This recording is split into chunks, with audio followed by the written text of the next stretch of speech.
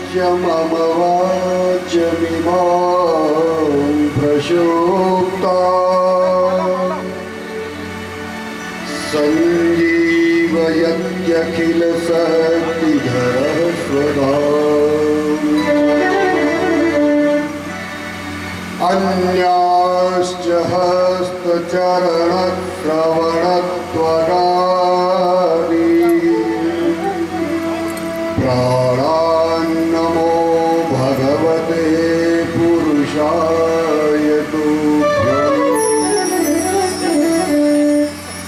नारायणं नमस्कृत्य नरं चैव नरोत्तमं देवीं सरस्वतीं व्यासं ततो जयमुदीरये।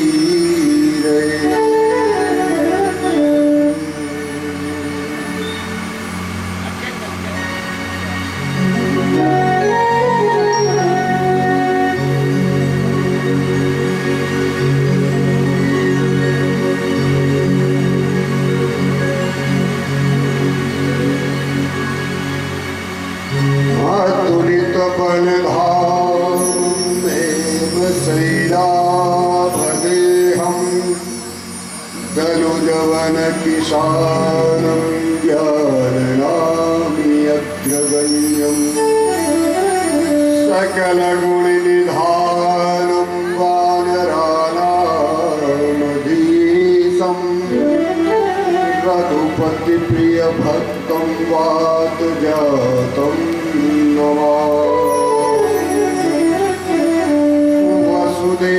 वसुदेवसुतं देवं कंसचाणूरमर्दनं देवकी परमानन्दं कृष्णं वन्दे जगद्गुरुं। नमो देव्यै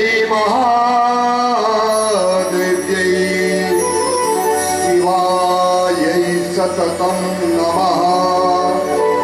नमः प्रकृतिभद्रायै नियतः प्रणतः स्मृता। ॐ श्रीमन्महागणाधिपतये नमः। श्रीलक्ष्मीनारायणाभ्यां नमः। उमामहेश्वराभ्यां नमः। सर्वेभ्यो देवेभ्यो नमः। शर्वेभ्यो ब्राह्मणेभ्यो नमः। प्रयागादिशर्वेभ्यो तीर्थेभ्यो नमः। चित्तबुद्धिसहिताय श्रीमन्महागणाधिपतये नमः। नमः पार्वतीपतये हर हर महादेव।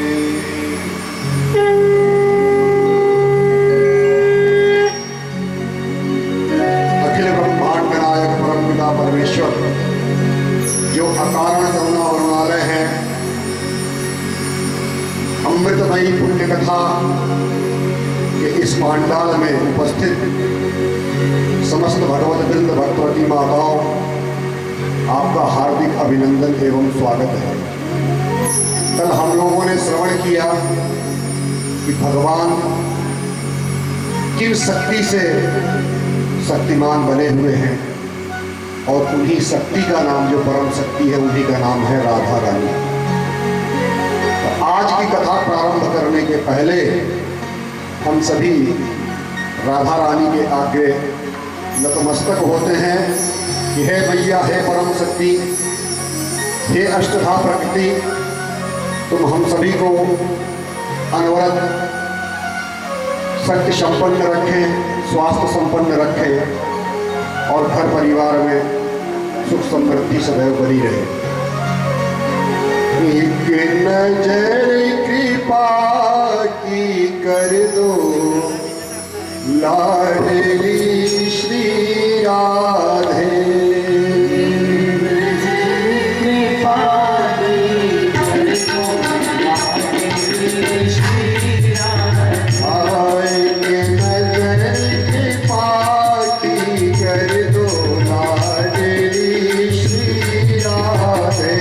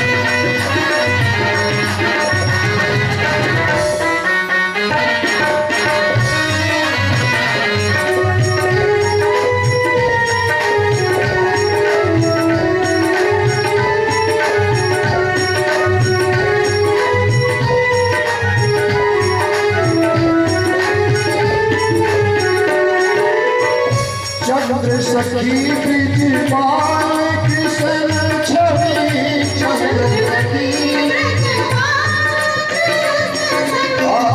चंद्र सखी ब्रिजपाल कृष्ण छवि चंद्र चरणों में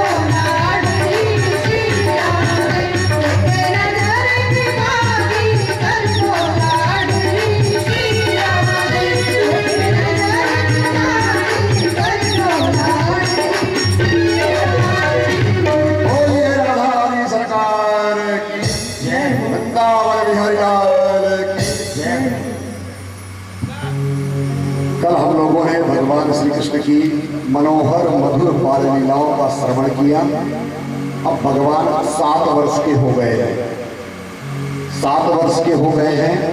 वेणुनाद जैसे ही करते हैं तो जो दिव्य आत्म रूपधारी संत मुनि जो इनको जन्म जन्मांतर से इनके आराध्य हैं, जिन्होंने इस धराधाम पर गोपी गोपियों के रूप में जन्म लिए हैं, वो मोहित हो जाता है। ध्यान रखिएगा, जन्म और अवतार में अंतर है। कभी कभी लोगों का जन्मदिन आता है, बर्थडे आता है, हमने सोशल मीडिया और कई जगह देखा है कि लोग बधाई देते हैं कि अवतरण दिवस की ढेर सारी शुभकामनाएं। हम लोगों का अवतार नहीं होता है। अवतार और जन्म में अंतर है। अवतार और जन्म में अंतर है। जैसे कोई कुआं है, भवसागर है, उसमें आप किसी को फेंक दो, उठा करके फेंक दीजिए, वो हमेशा भयभीत रहेगा। अगर आप उसको कोई सपोर्ट भी डाल दीजिए कुएं के अंदर, लेकिन वो भयभीत होकर के उसकी सांसें ऊपर नीचे होती रहेगी। तो जगत रूपी इस कुएं में हम लोगों को फेंका गया है। हमें आप कुछ भी कर लीजिए, लेकिन हम लोग पूर्ण आनंद के अस्थायी रूप में नहीं रह सकते, भयभीत रहते हैं। भयभीत वही रहता है जिसको गिराया जाता है। और जो योजना करके उतरता है, किसी को कुएं में उतरना है, रस्सी लगाया, एक कार्य विशेष के लिए उतर रहा है कि जाएंगे, जो वहाँ पे कचरे फैले हुए हैं उनकी सफाई करेंगे, चले आएंगे। आराम से रस्सी पकड़ करके वो उतर रहा है, भले ही वहाँ उसको सर्फ आदि दिखे, वो भयभीत नहीं होगा, क्योंकि वो प्लान करके आ रहा है। तो जो प्लान करके कुएं में उतरता है उसको कहते हैं अवतरण। और जिसको उठा करके फेंका जाता है उसको कहते हैं जन्म। जन्म उसको कहते हैं जिसको फेंक दिया गया, उसको जन्माया गया। अवतरण उसको कहते हैं जो योजना बना करके उतरता है। तो अवतरण किसका होता है? भगवान का। और जन्म किसका होता है? हम जीवात्मा का। इसलिए हम लोग सदा भयभीत रहते हैं, अब ये हो जाएगा, वो क्योंकि गिराए गए हैं, वो योजना के तहत हम लोग नहीं आए। भगवान वो जो कचरा फैला है अधर्म रूपी, उसकी सफाई के लिए योजना करके आते हैं, सफाई करते हैं और चले जाते हैं। ये है अवतार। तो भगवान का अवतरण और जीवात्मा का जन्म। हम लोगों क्या है? जन्म। तो भगवान अवतार लिए हैं, और जो भी सिद्धस्थ आत्माएं थी उनको भी उनका अपना संसर्ग देना था। भगवान वेणुनाद करते हैं, बंसी बजाते हैं, और गोपियां सबसे ज्यादा उनको नफरत है बंसी से। कि बंसी, तूने कौन सा ऐसा कर्म किया था कि तू भगवान को सबसे ज्यादा प्रिय है। भगवान तुमको अपने गले से लगा के रखते हैं, अपने बगल में खोश करके रखते हैं और अपने होठों से तुमको लगाते हैं। क्या तुमने किया? लोग किसी के भाग्य की सराहना तो करते हैं लेकिन उसके कर्म को नहीं देखते हैं। बंसी बोली कि हमारे जैसे तो बन जाओ, जैसे हमारे जैसे बन जाओगे आप भी भगवान का वही सानिध्य पाओगे। जितना मैं तपती हूँ, जितना मैं सहन करती हूँ, उतना कोई नहीं सहन करता है। बंसी किससे बनती है? बांस से बनती है। गर्मी हो, धूप हो, बरसात हो, बांस सदैव हवा के वेग को सहता है, गर्मी में तपता है और ठंडी के महीने में भी वैसा ही रहता है। हवाओं का झोंका आता है, बांस ऐसे ऐसे करता रहता है, उसी को काट करके बंसी बनाई जाती है। और देखिए बंसी की क्या विशेषता है, उसमें 7 छिद्र किए जाते हैं, 7 होल किए जाते हैं। उसका भी वो सहन करती है। होल ऐसे नहीं होता है, लोहे को गरमाया जाता है, उसके बाद उसको होल किया जाता है, छेद किया जाता है। इसके अलावा देखिए अंदर से बंसी एकदम प्लेन है, कोई भी अवरोध बंसी में नहीं है। बंसी के अंदर कोई भी अवरोध नहीं है, एकदम खोखली है, अंदर से बाहर तक साफ है, कुछ भी नहीं है। केवल ऊपर से देखेंगे तो 7 छिद्र दिखेगा, बाकी कुछ भी नहीं दिखेगा। कहने का मतलब है कि यदि हम लोग भी इतना सहन करने को तैयार हैं और अंदर जो काम, क्रोध, मोह, लोभ, अहंकार और मत्सर, ये जो हमारे अंदर गांठें हैं, अगर ये हट जाए, हम भी ऊपर से नीचे तक बाहर साफ सुथरे हों तो हम भी बंसी बन सकते हैं। और बंसी अपने से नहीं बजती है। बंसी बता रही है इतना सहन करने के बाद, अंदर से साफ होने के बाद मैं अपने से नहीं बजती हूँ। 7 छिद्र किए जाते हैं तब भी मैं नहीं बचती हूँ। बचती तब हूँ जब उसमें प्राण फूके जाते हैं, वायु के द्वारा भगवान प्राण फूकते हैं। वही हाल हम लोगों का है। हम लोग अपने से नहीं बज रहे हैं, अपने से कुछ भी नहीं कर रहे हैं। जब परमात्मा इसमें प्राण फूकता है तभी हम लोग बजना शुरू हो जाते हैं।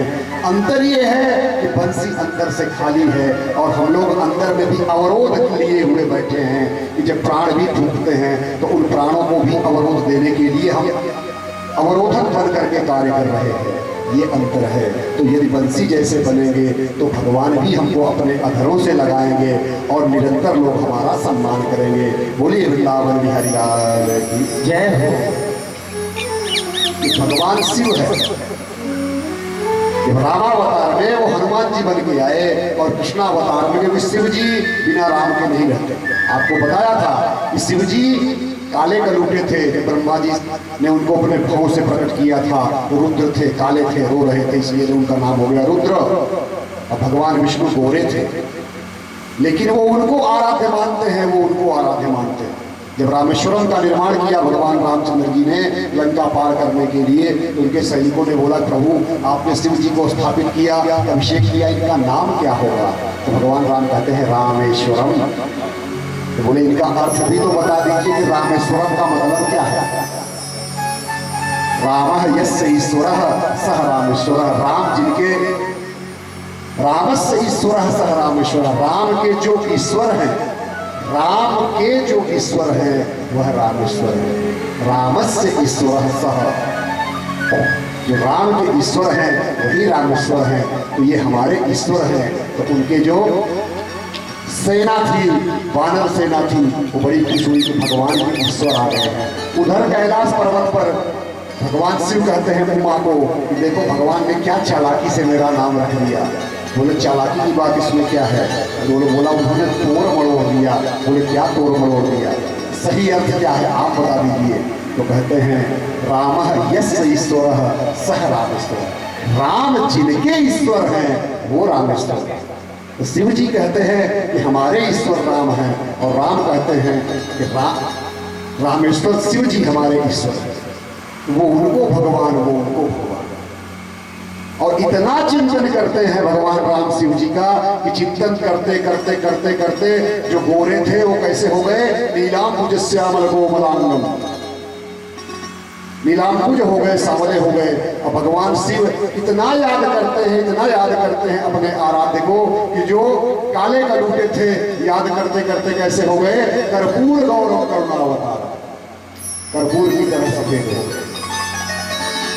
तो जब कृष्णावतार हुआ तो बोले अब क्या करें, तो बंसी बन के आ गए, वंशी। अब उसका उल्टा करके पढ़िए, शिव, साक्षात शिव जी वंशी बन के आ गए, जो भगवान के अधरों से लगे थे। अब यहाँ पर भगवान ने बंसी बजाई, गोपियों को उन्होंने बोला था कि कार्तिक पूर्णिमा की रात को जब पूर्व दिशा का चंद्रमा पूर्ण रूप से उदय होगा, हम तुम्हारे साथ रास करेंगे। भगवान की उम्र है 7 वर्ष। 7 वर्ष। रसानाम समूह सहरास, जहाँ रसों का समूह एकत्रित हो जाए उसी को रास कहते हैं। उपनिषदों में लिखा हुआ है रसो वैसह। हम लोग जो जीवन में जो कार्य कर रहे हैं, भागवत कथा चल रही है, श्रवण कर, जो भी कार्य कर रहे हैं उसी रस को पाने के लिए ही तो कर रहे हैं, आनंद के लिए ही तो कर रहे हैं। कोई जगत में ऐसा प्राणी नहीं होगा कि कोई कार्य कर रहा है कि हमको दुख दे दो भगवान, सब रस पाने के लिए कर रहे हैं। तो हमारे आपके जीवन का उद्देश्य ही है रसो वैशाख, वही परमात्मा। जब एक सारे समूह रसों का इकट्ठा होता है उसको कहते हैं रास। तो महा आनंद में सब लोगों का मिलना ही रास कहलाता है। वास्तव में अपने समस्त कर्मों के फलस्वरूप हम सब भी रास चाहते हैं और एक रूप होना चाहते हैं। तो भगवान पिता रात्रि सदोत फुल्ल मल्लिका वीक्षरन्तुं मनश्चक्रे योग माया उपाश्रितः। शरद पूर्णिमा की रात आती है, पूर्व दिशा में चंद्रमा का पूर्ण उदय होता है, चमेली पुष्प आदि बेला पुष्पों की सुगंध से सारा वन क्या है, सुवासित हो रहा है, महक रहा है। उस समय योग माया का आश्रय लेकर के भगवान श्री कृष्ण ने रास लीला का मन बनाया। अपनी बांसुरी से उन्होंने जब तान छेड़ी तो वह तान गोपियों के कान में पड़ी। जो जिस कर्म में थी सारा कर्म को वैसे का वैसा छोड़ करके चल दी। कोई गाय दूह रही थी, उतने में छोड़ के चल पड़ी, क्योंकि बंसी की ऐसी धुन पड़क सुनाई पड़ी। ध्यान रखिएगा, इसको 2 रूपों में लीजिए। हम जगत के प्राणी हैं, जीवात्मा हैं, हम हर कार्य को शरीर से लेते हैं। इसको आत्मा से जोड़िएगा। आत्मा ने जैसे ही परमात्मा का नाद श्रवण किया, आत्मा परमात्मा की तरफ चल पड़ा। आत्मा परमात्मा की तरफ चल देती है। कोई भोजन परोस रही थी, उतने पे छोड़ के चल देती है। कोई अपने बच्चे को दूध पिला रही थी, उतने पे ही छोड़ के चल देती है। कोई पति की सेवा कर रही थी, कोई श्रृंगार कर रही थी, कोई आंख में काजल लगा रही थी, कोई वस्त्र धारण कर रही थी। जो जिस अवस्था में थी वो छोड़ करके भगवान कृष्ण के पास यमुना के किनारे पहुंच जाती है। भगवान कृष्ण ने देखा तो उन्होंने गोपियों से कहा, स्वागतम वो महाभागा प्रियम किं करवाणि वह प्रजस्या रामयं कच्चित् भूतागमनकारम्। गोपियों से कहा, हे महाभाग, आपका स्वागत है, आपकी प्रसन्नता के लिए मैं क्या करूं, क्या कर सकता हूँ। ब्रज में सब ठीक ठाक तो है, आपको यहाँ आने का कारण क्या है। इतनी भयानक रात है, हिंसक प्राणी यहाँ पे घूम रहे हैं, आपको ऐसे नहीं आना चाहिए। आपके पति, आपके भाई, आपके बच्चे आपको ढूंढ रहे होंगे। यदि आप चंद्रमा की चांदनी से चमकते हुए वन की शोभा को देखने के लिए आई हैं तो आपने देख लिया, अब आप अपने घर को लौट जाइए। भगवान बोलते हैं अब अपने घर को लौट जाइए। और उन्हें स्त्री धर्म का ज्ञान देते हैं। क्या ज्ञान देते हैं कि अपने पति की निष्कपट भाव से सेवा करना, उनके बंधु बांधवों को प्रसन्न रखना, संतान का पालन पोषण करना ही स्त्रियों का परम धर्म है। निष्कपट भाव से पति की सेवा करना, पति माने उनके कुटुंब की, पति हो गए उनके जो भी बंधु बांधव है उनकी सेवा करना। और कहते हैं कि बुरे स्वभाव का हो, भाग्यहीन हो, मूर्ख हो, रोगी हो, निर्धन हो, कैसा भी हो, पति पति होता है। आज का युग ऐसा आ गया है, कलयुग माने कलह। बेटियों को थोड़ा सा भी समस्या हुई तो माताएं भी बोलती है कि छोड़ करके चली जाओ।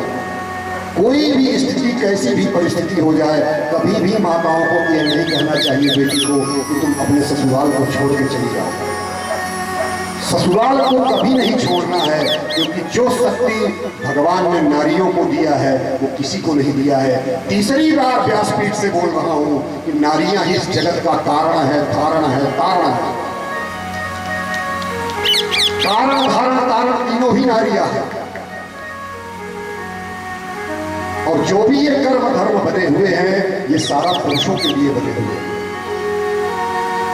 नारियों के लिए अगर आप धर्म की बातें करेंगे तो उनका अपमान हो जाएगा, क्योंकि नारी कभी अधर्मी नहीं हो सकती है। नारी सदैव दूसरों के लिए जीवन जीती है, अपने लिए नहीं जीवन जीती है। आपको बताया था एक लड़की है, वो किसी की बेटी है तो किसी की बहू है, किसी की भतीजी है तो किसी की चाची है, किसी कितने रूप होते हैं एक नारी के। और पुरुषों के लिए बता रहा हूं, कई लोग बोलते हैं कि हमारा भाग्य नहीं काम कर रहा है, हमारा ये नहीं काम कर रहा है, वो नहीं काम कर रहा है। व्यासपीठ से मैं बोल रहा हूं, जिस व्यक्ति का कर्म 3 प्रकार के होते हैं, कर्म 3 प्रकार के होते हैं। हम लोग किसी व्यक्ति की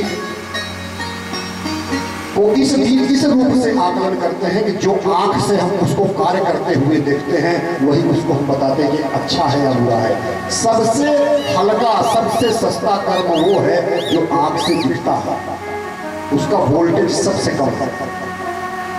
आंख से दिखने वाला कर्म सबसे हल्का है और उसी से हम लोग किसी को सर्टिफिकेट देने लगते हैं। सबसे हैवी कर्म है कि हमारे मन में विचार क्या चल रहा है। मनसा कर्म सबसे तेज वोल्टेज का है, उससे हल्का है वाणी वाला कर्म, वाचा, और सबसे हल्का है कर्मणा, जो शरीर के एक्शन से दिख रहा है। तो जो विचार रूपी कर्म है सबसे अधिक खतरनाक है। जो विचार अंदर चल रहा है उसी का प्रतिफल मिलता है, जो भाग्य और अभाग्य में परिवर्तित होता है। वो स्वामी तुलसीदास ने सुंदरकांड में एक बहुत अच्छी बात लिखी है कि हम किसको मिल सकते हैं। तो निर्मल जन, निर्मल मन जन सो मोहि पावा, मोहि कपट छल छिद्र न भावा। जो निर्मल मन के लोग हैं उन्हें ही मैं मिलता हूँ, छल छिद्र वालों को नहीं मिलता हूँ। ये छल छिद्र क्या है कि तीनों कर्म को जो एक लाइन में लेकर के चलता है उसको बोलते हैं निर्मल मन।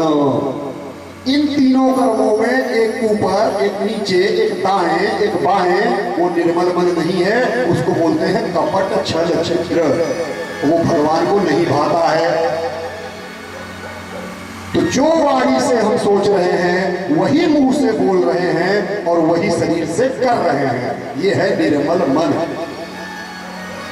वाणी से मन में सोचना, वाणी से बोलना और कर्म से शरीर के अंगों से करना, अगर ये तीनों में समानता है तो वो है निर्मल मन, और उसका कभी भी दुर्भाग्य नहीं हो सकता है। अब हम सोच कुछ और रहे हैं, मुंह से मीठा मीठा बोल रहे हैं कि आपकी याद आ रही थी, आप लोग बड़े अच्छे हो, अच्छे से कथा सुन रहे हो, कर कुछ और रहे हैं, सोच कुछ और रहे हैं। ये है छल कपट। और छल कपट इस कलयुग में इतना ज्यादा बढ़ गया है, आज लोग धर्म से भी छल कपट करने लगे हैं, धर्म में भी छल कपट आ गया है। धर्म को भी नहीं छोड़े, माँ को भी नहीं छोड़े, छल कपट इतना बढ़ चुका है। तो मैं बता रहा था भाग्य, जिस व्यक्ति का, ध्यान दीजिएगा बहुत ज्ञान की बात है, जो भी व्यक्ति, पुरुष को बोल रहा हूं यहाँ पे, व्यक्ति नारियों को नहीं बोल रहा हूं, जो भी व्यक्ति अपने मन से, वाणी से और कर्म से नारी जाति का सदैव सम्मान करता है, उसकी भाग्य कभी खराब नहीं हो सकती है, याद कर लीजिए। नारी जाति का सम्मान करने वाला, नारी जाति के प्रति अच्छा सोचने वाला, अच्छी वाणी बोलने वाला, कभी भी उसकी भाग्य खराब नहीं हो सकती। इसका उल्टा, यदि किसी की भाग्य साथ नहीं दे रही है तो समझ जाइएगा कि निश्चित रूप से कहीं न कहीं इसके विचार में नारियों के प्रति अच्छा नहीं सोच रहा है, अच्छा नहीं बोल रहा है, अथवा अच्छा नहीं कर रहा है। सीता जी को लेकर के जब रावण जा रहा है, क्या सुग्रीव को नहीं मालूम था? सुग्रीव को मालूम था कि सीता को रावण लेकर के दक्षिण दिशा में गया है। जब राम से मुलाकात होती है किसके माध्यम से? हनुमान के माध्यम से। सुग्रीव में एक विशेषता थी, वो परमात्मा को नहीं मानता था लेकिन महात्मा को मानता था। परमात्मा है भगवान राम, सुग्रीव है जीवात्मा और महात्मा है हनुमान जी। महात्मा परमात्मा से जीवात्मा की व्यथा सुनाता है और जीवात्मा से परमात्मा की कथा सुनाता है। मीडिएटर है, जैसे शादी में मीडिएटर लोग होते हैं। सुग्रीव राम पर विश्वास नहीं किया कौन है, लेकिन हनुमान जी ने कहा कि ये भगवान है तो मान गए, मतलब उसको महात्मा पर विश्वास है।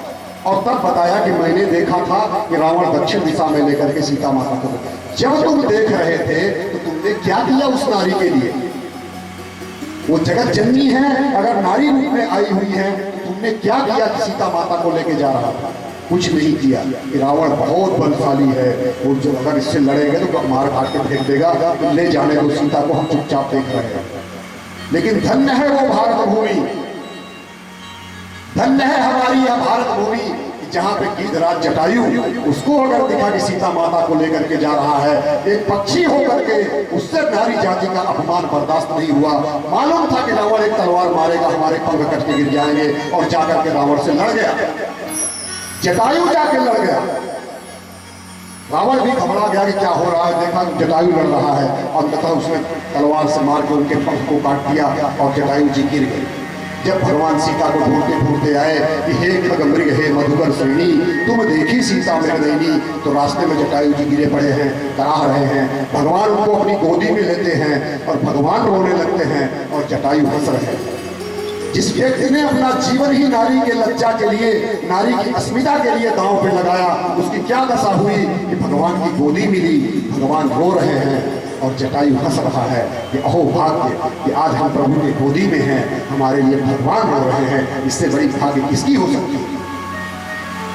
दूसरी तरफ सरसैया पर भीष्म पितामह जी लेटे हुए हैं, बाणों से उनका शरीर रथा हुआ है, भगवान कृष्ण सामने खड़े हैं, भगवान कृष्ण मुस्कुरा रहे हैं और भीष्म पितामह जी रो रहे हैं। साक्षात नारायण सामने खड़े हैं और भीष्म पितामह रो रहे हैं, कृष्ण मुस्कुरा रहे हैं। पहली सीन में हमने क्या देखा कि जटायु हंस रहा है और भगवान राम रो रहे थे, भगवान रो रहे थे, भक्त हंस रहा था। अब हम क्या देख रहे हैं कि भक्त रो रहा है और भगवान सामने खड़े होकर मुस्कुरा रहे हैं। क्यों? कि भरी सभा में उनकी कुलवधू की साड़ी खींची जा रही थी। आपकी प्रतिज्ञा इतनी ज्यादा इंपॉर्टेंट है, इतना उसका महत्व है कि एक नारी की लज्जा से बड़ी आपकी प्रतिज्ञा है। उस नारी का चीरहरण कर दो, वो आवश्यक नहीं है, आपकी प्रतिज्ञा आवश्यक है। उस नारी का अपमान हुआ। भीष्म पितामह जैसे जो अष्टवसुओं में से एक का अवतार है, देख रहे थे क्या गति हुई, रो रहे हैं, भगवान मुस्कुरा रहे हैं। और जिस नारी का अपमान किया था कौरवों ने, एक भी भाई नहीं बचा, सर्वनाश। तो नारी का अपमान का प्रतिफल क्या होता है कि उस वंश का एक पीढ़ी चलेगी, उसके बाद वो पीढ़ी सदा के लिए समाप्त हो जाएगी, चाहे वो कौरव हो, चाहे सीता का अपमान करने वाला रावण। इसलिए बताया ये जगत का जो सारा हेतु है वो नारी, वो शक्ति है जिसके वजह से हम जैसे शक्तिमान बैठ करके व्यासपीठ में भगवान की कथा कर रहे हैं। बिना शक्ति के शक्तिमान बोल नहीं सकता है। समय कुछ ऐसा है कि नारियां अपनी शक्ति को भूल रही हैं। शक्ति का स्मरण नाभि से होता है, नाभि इस दिमाग को कनेक्शन देती है और वो बताता है। तो भगवान ने जानबूझ करके इनकी शक्ति को एहसास कराने के लिए इनका स्क्रू थोड़ा सा ढीला किया कि अगर इनको पता चल जाएगा कि हमारे अंदर कितनी शक्ति है तो पता चला चतुर्युग बीतेगा नहीं, नारी पहले ही उसका प्रलय कर देगी। तो जो नाभि जहां से हमें आभास होता है शक्ति का, उस नाभि के ठीक पीछे भगवान जी ने इनकी बच्चेदानी लगा दी। और जब वो फूलती है, पचकती है, तो नाभि होती है कमजोर, तो स्त्रियों को अपनी शक्ति का भान ही नहीं रहता। अब भगवान जी ने जब गोपियां यहाँ पे आ जाती हैं, भगवान समझाते हैं कि देखो पति की सेवा ही सबसे बड़ी सेवा है, कुटुंब की सेवा ही सबसे बड़ी सेवा है। आप लोग जाइए, अगर हमको देखने आए थे तो आपने हमें देख लिए, अगर चंद्रमा के इस चांदनी छटा में इस पुलिन को देखना था तो आपने देख लिया, अब आप जाइए। गोपियां कहती हैं कि प्यारे श्याम सुंदर जी, इस प्रकार निष्ठुरता भरे वचन को मत कहिए। समस्त विषय को सबको त्याग करके हम आए हैं। एक तरफ तो आप कहते हो कि सर्वधर्मारि परित्यज्य माम एकम शरणम व्रज, सारे धर्मों को छोड़ो हमारे शरण में आओ। और जब हम आपके शरण में आए तो कह रहे हो हमको छोड़ो अपने घर को जाओ। तो आपकी कौन सी बात माने? आपने गीता में उपदेश दिया है कि सर्वधर्माणि परित्यज्यम मामेकम शरणम व्रज, सबको छोड़ो हमारी शरण में आओ। अब जब हम आपकी शरण में आ गए तो आप कह रहे हो कि हमको छोड़ो अपने घर को जाओ। ऐसी निष्ठुरतापूर्ण बातें मत कीजिए, क्योंकि आपके अपनी जो मधुर मुस्कान है, प्रेम भरी तिरछी चितवन है, हमारा हृदय आपने खींच लिया है। अब हम कहीं नहीं जाएंगे। तो पतिव्रत धर्म की व्याख्या कृष्ण जी कर रहे हैं। तो देखिए गोपियां उत्तर क्या दे रही हैं। कि बड़ी अच्छी बात आपने बताया कि पति की सेवा ही सबसे बड़ी सेवा है, पति ही परमेश्वर है। अच्छा चलिए, कैसे भी हो आप बता रहे हो, रोगी हो, अंधे हो, लूढ़े हो, बूढ़े हो, लेकिन पति की सेवा करना चाहिए। अच्छी बात है, इसलिए करनी चाहिए। अगर जो धर्म कर्म हम लोगों को बताया गया, जो आज कथा भी आप सुन रहे हैं, इसका परिणाम क्या होगा? तो पति की सेवा करेंगे तो क्या मिलेगा? भाई व्यक्ति धर्म करता है परमेश्वर को पाने के लिए, भगवान से साक्षात्कार के लिए ही तो हम धर्म कर्म कर रहे हैं। आपको द्वितीय दिवस में बताया था कि जीवन का उद्देश्य क्या है? मोक्ष, स्वस्वरूपेण व्यवस्थित, परमेश्वर को पाना। अब जब परमेश्वर को पा गए तो आप बोल रहे हो कि हमको छोड़ करके पति के पास जाओ। अरे पति की सेवा जिसके लिए कर रहे थे वही तो आप हो। भगवान के लिए ही तो आदमी कर्म धर्म करता है। तो जब भगवान मिल गए तो आप बोल रहे हो कि जाओ फिर माया में फंसो। ऐसा उन्होंने उत्तर दिया। कह रहे हैं कि हमारा हृदय प्रेम और मिलन की आग से देखिए कृष्ण जी धधक रहा है। आप अपने अधरामृत की रसधारा से उसे बुझा दीजिए, अन्यथा हम विरह व्यथा में अपने शरीर को जला देंगे और प्राणांत कर देंगे। और हमें मालूम है कि आप भी हमें चाहते हैं। तो जब हम मरेंगे और आप भी हमको याद करते करते दुनिया से जाएंगे तो अगले जन्म में आप गोपी बनोगे, हम कृष्ण बनेंगे, हम भी आपको तड़पाएंगे। तो भगवान श्री कृष्ण ने गोपियों के इस जब व्याकुलता भरे वचन को सुना तो कहते हैं कि ठीक है कि आत्मा में रमण करने वाले भगवान श्री कृष्ण ने गोपियों के साथ रास क्रीड़ा प्रारंभ की। 7 वर्ष उम्र है भगवान जी, और जैसे ही उन्होंने गोपियों के साथ रास क्रीड़ा प्रारंभ की, गोपियों को हो गया अभिमान। ये गोपी हम लोग भी हैं, हम लोग भी आत्मधारी हैं। थोड़ा सा धर्म कर्म किए और सही फल मिलने लगा, क्या सारे काम सिद्ध होने लगे, भगवान की ऐसी कृपा हुई कि क्या थे क्या बन गए, तो अभिमान आ जाता है। और सबसे बड़े हम, भगवान जी की कृपा मिल गई। भागवत गीता हमारे अंदर अभिमान नहीं करना है। और जैसे गोपियों के अंदर अभिमान आया, भगवान गए। आध्यात्मिक इसका अर्थ क्या हुआ कि अगर हमें हमारे अंदर भगवान आए, प्रतिष्ठित हुए, आए माने हैं तो ही प्रकट हुए, और हमें जैसे अभिमान आएगा फिर गायब हो जाएगा। अब वो गायब हो गए, गोपियां दुखी हो गई कि कहाँ चले गए। कृष्ण को न देख करके गोपियां दुखी हो गई। कभी पीपल के वृक्ष से पूछ रही है कि तुमने श्याम को देखा, पाकड़ के वृक्ष से पूछ रही हैं, बड़े बड़े वृक्षों से पूछ रही हैं, कोई उत्तर नहीं दे रहा है। तो जाकर के तुलसी जी से पूछती है, श्याम को देखा? फिर बोले ये क्या बोलेगी, ये तो हमारी सौतन है, ये तो सीधा भगवान के ऊपर ही बैठती है, तो ये तो बताएगी नहीं। अब कृष्ण को ढूंढती सोचे नहीं मिल रहे हैं, भगवान गायब। तो उन्होंने कृष्ण की लीला करना शुरू कर दिया। सारी गोपियां इकट्ठी हो गई, कोई पूतना बन गई, कोई गोवर्धन उठाने लगी। तो अलग अलग जो उनकी भगवान की लीला थी, कोई मुरली बजा रही है, कृष्ण की लीला करने लगी। कृष्णोहम पश्चात गति, एक बोल रही मैं कृष्ण हूँ, मेरी चाल देखो। एक गोपी ने ओढ़नी उठा ली और कहती है देखो मैंने गिरिराज को उठा लिया, सब लोग नीचे आ जाओ। इस प्रकार उन्होंने लीला अभिनय करके कृष्ण को याद करना शुरू कर दिया। और जब आगे गई तो उनको चरणों के चिन्ह दिखाई शुरू हुए, और वो भी एक नहीं, डबल। जमुना जी के किनारे 2-2 चरण उनको दिखने लगे। अनयाराधितो नूनम भगवान हरीश्वरः यन्नो विहाय गोविंदः प्रियो यामन यदरः। अब वो सोचती हैं कि कृष्ण जी किसी गोपी को लेकर के गए हैं, तभी दो दो चरण दिख रहे हैं, दो जोड़े चरण। अब उन्होंने कल्पना किया कि निश्चित ही हमको छोड़ करके राधिका जी को लेके गए होंगे।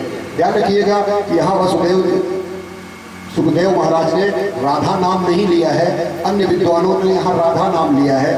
सुखदेव जी ने केवल कहा है किसी एक गोपी के साथ वो गए हैं और वहाँ उस गोपी को राधा माना जा रहा है। उसी दोनों चिन्हों को फॉलो करते करते वो लोग आगे बढ़ रही हैं। जब कुछ दूर और गई तो क्या देखती हैं, अब एक चिन्ह गायब हो गया, एक ही बचा है। तो उन्होंने, वो भी गहरे गहरे पड़े हुए हैं चिन्ह। वो सोचती है इसका मतलब है कि जिस गोपी को लेके गए उसको अपने कंधे पे बैठा लिए। अब एक ही चिन्ह है और वो भी गहरे गहरे चरण के चिन्ह है, उसको उन्होंने बैठा लिया होगा। चलो चलो और आगे देखते हैं।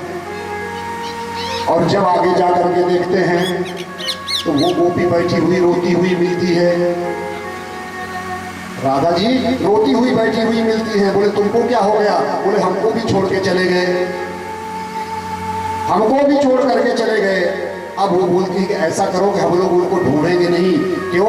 क्योंकि ज्यादा जंगल में ढूंढेंगे तो और आगे भागेंगे, पैरों में कंकड़ पत्थर कांटे चुभ जाएंगे। अगर उनको मिलना होगा तो हमको यमुना के पुलिन पर ही मिलेंगे। सब गोपियां यमुना के पुलिन पे आ गई और समवेत स्वर में गोपी गीत गाने लगी। जो गीत उन्होंने गाया है उसको कहते हैं गोपी गीत। और श्रीमद् भागवत का सबसे प्रसिद्ध गीत क्या है? गोपी गीत। गोपी गीत के द्वारा उन्होंने भगवान श्री कृष्ण के वो याद कर रही हैं। आप कैसे थे, कैसे हैं, वो याद कर रही हैं। तो दो चार लाइन हम लोग भी गोपी गीत गा लेते हैं कि जयति तेधिकं जन्मना प्रजः सयत इंदिरा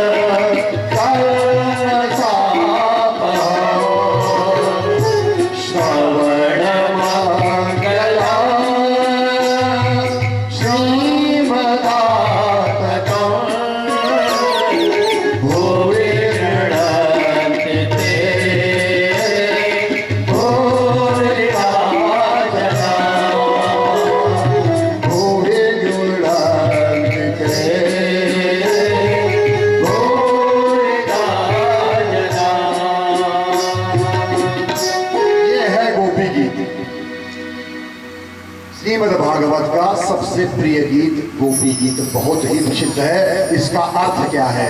हे प्यारे श्याम सुंदर, जब से आपका जन्म इस ब्रज में हुआ है, उनकी याद में सारे गोपियां यमुना जी के तट पर यह गान करती हैं कि जब से आपका जन्म हुआ तो इससे हमारे ब्रज की महिमा कैसे हो गई है, जैसे बैकुंठ से भी अधिक हो गई है। तभी तो बैकुंठ की जो अधिष्ठात्री देवी लक्ष्मी है, अपना निवास छोड़ करके यहाँ नित्य सेवा के लिए आ गई हैं। प्रभु, आपको हमें जो सजा देनी है दीजिए, हम आपके बिन मोल की दासी हैं, हमारा फ्री की दासी हैं आपकी। यदि आपको हमें मारना था तो आपने यमुना के विषैले जल से हमको क्यों बचाया? इंद्र की मूसलाधार वर्षा से आपने हमको क्यों बचाया? आप समस्त प्राणियों के हृदय में विराजमान अंतर्यामी परमेश्वर हैं। ब्रह्मा जी की प्रार्थना पर आप विश्व की रक्षा के लिए यदुकुल में अवतीर्ण हुए हैं। आपकी कथा अमृत के समान है। तव कथा अमृतम तप्त जीवनम। अगर जीवन तप रहा है तो आपकी कथा अमृत का कार्य करती है। आपकी कथा अमृत के समान है अथवा आपकी कथा मारने वाली है। एक बार भी जो इसको सुन लेता है वह आत्मकाम हो जाता है। प्रभु, आपके चरण अत्यंत सुकोमल हैं। इन्हें हम अपने कठोर वक्षस्थल पर रखने से भी डरती हैं कि अगर अपने वक्षस्थल पर आपके चरण रखेंगे तो इन कोमल से चरणों में कहीं कंकर पत्थर आदि जैसे चुभ न जाए, जिसकी कल्पना मात्र से हमें चक्कर आ रहा है। प्रभु, हमारा जीवन आपके लिए है, हम आपके लिए हैं और आपके दर्शन की लालसा करती हैं। ऐसा कह करके सारी गोपियां वहीं बैठ के रोने लगती हैं। उसी समय उनका जब यह रुदन होता है, पीताम्बरधारी भगवान श्री कृष्ण मुस्कुराते हुए गोपियों के मध्य में प्रकट हो जाते हैं। बोलिए रास बिहारी भगवान की जय। उनका जो सुंदर स्वरूप है करोड़ों कामदेव के समान है। आपको कल बताया था कि कामदेव से शर्त लगी थी कि मैंने ब्रह्मा को जीता, शिव को जीता, मुझे कोई जीत करके दिखा दे। तो भगवान कहते हैं जीत तो चुका हूं, कितनी बार तो लड़ेगा? बोले कब जीते? बोले रामावतार में तुमको जीता। बोले रामावतार में आप एको पत्नी व्रता धारण किए थे, एक पत्नी का व्रत लिया था, इसलिए आपने जीता। आप ऐसे जीतिए कि कार्तिक का मास हो, पूर्णिमा की रात हो, सुगंधित हवा चल रही हो और मधुर मधुर जो है वायु बह रही हो, जो काम का उद्दीपन कर रही हो और अनेक स्त्रियां आपके बीच में हो, फिर आप जीत करके दिखाइए तो हम जाने। वही समय आ गया। उनका सुंदर स्वरूप करोड़ों कामदेव के मन को भी मतने वाला था। और जैसे ही उन्होंने भगवान कृष्ण को देखा, किसी ने हाथ पकड़ लिया, किसी ने पैर पकड़ लिया, किसी ने कमर पकड़ लिया, अब कहीं फिर से न भाग जाए। किसी गोपी ने नेत्र ही बंद कर लिया।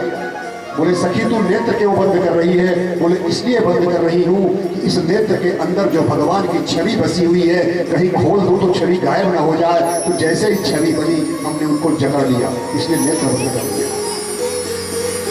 भजतो नो भजन्ते क एक एतद्विपर्ययम् नो भयांश्च भजन्ते क एको ब्रूहि साधु।